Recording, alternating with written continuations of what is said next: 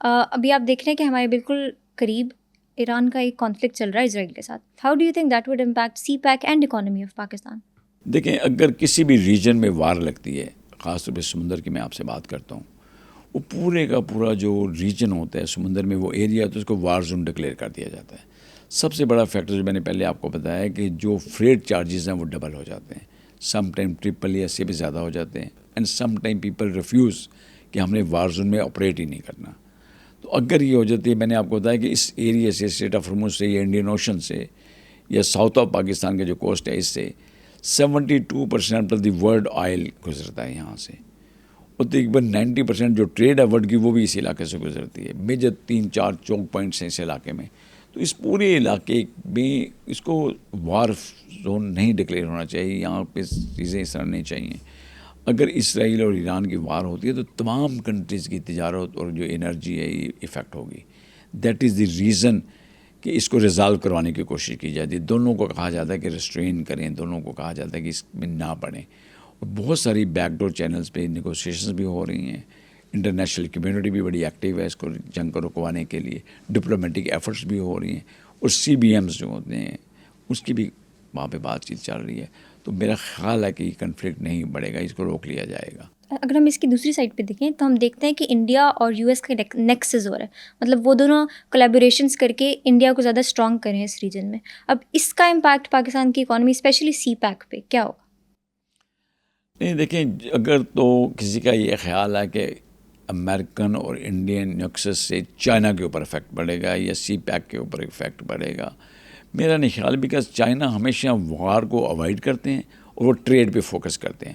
ان کا ٹریڈ جو ہے وہ دیکھیں انڈیا کے ساتھ کتنی چل رہی ہے اس وقت، ان کی ٹریڈ اس ریجن میں باقی تمام کنٹریز کے ساتھ کتنی چل رہی ہے.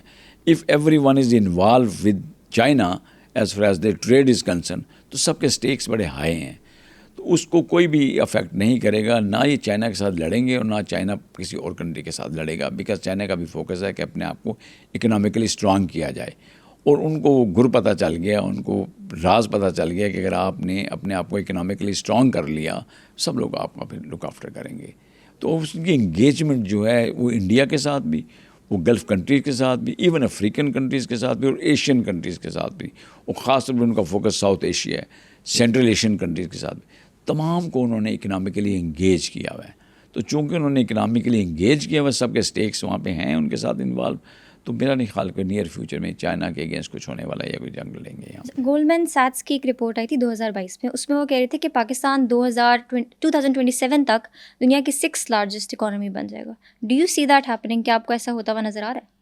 اگر پاکستان نے لارجسٹ اکانومی بنی ہے، ویسے تو ایس ای ایف سی بڑا زبردست کام کر رہی ہے آج کل پاکستان میں، بڑی زبردست. ہم نے فوکس تھوڑا سا ٹھیک ہم نے کیا. اگر ہم نے اپنا فوکس درست رکھا اور ہم ٹریڈ کے اوپر زیادہ کیا، ایڈ کی بجائے ہمیں ایڈ کو چھوڑ کے ٹریڈ پہ فوکس کرنا چاہیے، اور ہمیں انویسٹر فرینڈلی پالیسیز بنانی چاہیے.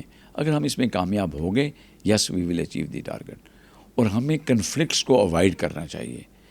دیکھیں، ہمیں پالیسیز کے ساتھ ساتھ فوکس کرنا چاہیے کہ ہم نے کرنا کیا گورنمنٹ انڈسٹری کو ہم نے فوکس کرنا ہے، کیا آئی ٹی انڈسٹری کو ہم نے فوکس کرنا ہے. میں آپ کو ایگزامپل دے دیتا ہوں. 70s میں جب ریفارمز لائے انڈیا میں، تو انہوں نے بات کی اس پہ کہ ہمیں کچھ نئی چیز شروع کرنی چاہیے، اور 90 کے ریفارمز میں انہوں نے پالیسی فائنل کر لی کہ ہم نے جو ہے وہ آئی ٹی کو فوکس کرنا ہے. بلینز آف ڈالرز کی آج انڈسٹری ہے ان کی آئی ٹی کی.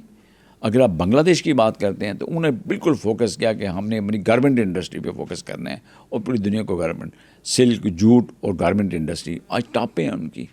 پھر میں نے آپ کو اس کا بتایا ہے کہ جو شپ بریکنگ انڈسٹری ہے ان کی ٹاپ پہ ہے، بیکاز فوکسڈ ہیں وہ سارے. جب 70s میں آگے ڈینگ شوپنگ نے چائنا میں ریفارمز لے کے آیا، اس نے چائنا کے بارڈرز اوپن کیے پورے ورلڈ کے لیے، اس کے بعد کتنا انہوں نے پروگریس کی، کتنی ترقی کی. ہمارا خیال ہمیں بھی لانگ ٹرم پالیسیز بنانی چاہیے یہاں پہ.